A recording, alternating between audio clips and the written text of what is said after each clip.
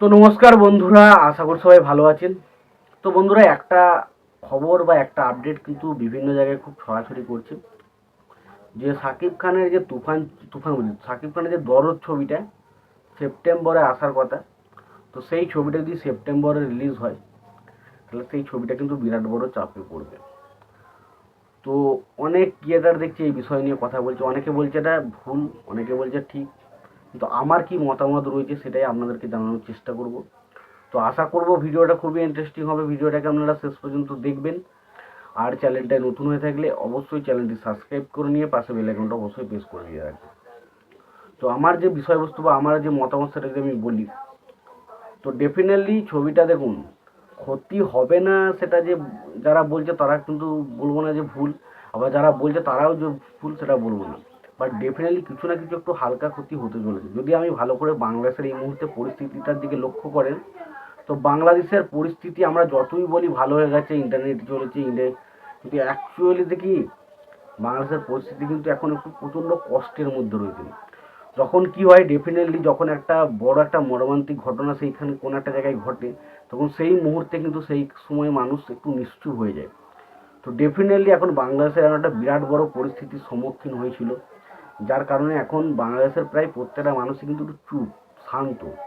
তারা কিন্তু ডেফিনেটলি এখন সিনেমা বা এই সমস্ত একটা উচ্ছ্বাস বা আনন্দের তারা কিন্তু মারতে চাইছে না। তো ডেফিনেটলি এই জিনিসটা ফিরতে অনেকটা টাইম লাগবে, মোটামুটি 1 মাস বা 1.5 মাস কিন্তু সময় লাগবে। আর যদি আমরা দরদ ছবি রিলিজটা তুলে দেখি, তো দরদ ছবি হাতে আর সময় রয়েছে 1 থেকে 1.5 মাস হয়তো রিলিজ ডেট। এবার যদি এর ডিফারেন্টে যদি ছবিটা রিলিজ হয়, সেখানে তো দেখুন ছবি নিয়ে তো মানুষ সেইভাবে খুব একটা উন্মাদনা করবে না।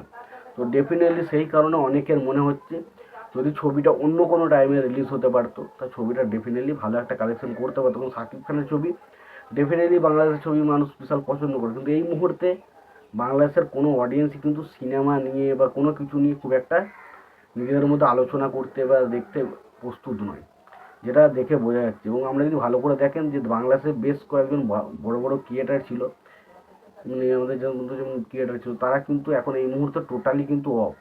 ওই মাঝে সাঝে একটা দুটো কথা বলছে, বাট তারা কিন্তু অ্যাকচুয়ালি সিনেমা নিয়ে কিন্তু খুব একটা আলোচনায় তারা করছে না, কারণ তাদের কাছে এখন এই জিনিসটা খুব কষ্টের মনে হচ্ছে।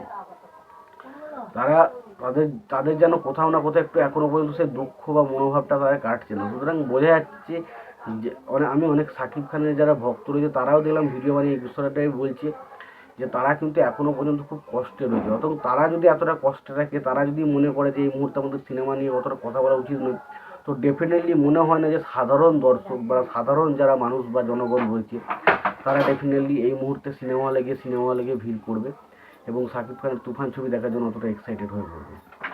তো তুফান দরদ ছবি নিয়ে অতটা এক্সাইটেড থাকবে, সেই কারণে অনেকে কিন্তু আশঙ্কা করছে যে ছবিটা কিন্তু একটা ভুল টাইমে রিলিজের হয়েছে। কারণ এই সময় যদি বাংলাদেশের এরকম পরিস্থিতি না হতো তাহলে কিন্তু তুফান দরদ ছবি রিলিজ ডেট কিন্তু ডেফিনেটলি ভালো ছিল। বাট এখন কিন্তু এই মুহূর্তে একটু চাপ পড়েছে, তার কারণ তাদের একটাই ধারণা যে এই মুহূর্তে যদি দরদের কোনো জিনিস আসে সেইভাবে কিন্তু সারা ফেলতে পারবে না, কারণ সেইভাবে কিন্তু মানুষজন এখন ইন্টারেস্ট নয়। এবার এটা ডেফিনেটলি বেশ একটা ভালো কথাই তারা বলেছে।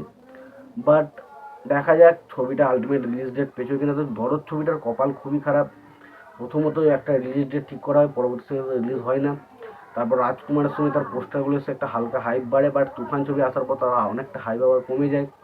বাট তারা আবার ঠিক করে যে তুফান রিলিজ হওয়ার পরই তারা আবার সেটা হাইপ দিয়ে আবার ছবিটাকে বাড়াবে, বাট কপালটা খারাপ। তো দেখা যাক আলটিমেট ছবিটা সেপ্টেম্বরে রিলিজ করে কিনা, এবং যদি সেপ্টেম্বরে রিলিজ হয় সত্যি কি ডেফিনেটলি ক্ষতি হবে, তো আমার মনে হয় একটু ক্ষতি হতে পারে। তবে ডেফিনেটলি কী আর করা যাবে, কারণ এখন একটা ছবিকে তো এত ঢিলে করা তো উচিত নয়। দেখা যাক আলটিমেট কী হয়, শেষ পর্যন্ত সিদ্ধান্তটা কোথায় গিয়ে না। তোমাদের এই বিষয়ে কি মতামত রয়েছে তোমরা অবশ্যই কমেন্ট বক্সে কমেন্ট করে জানিয়ে দিও।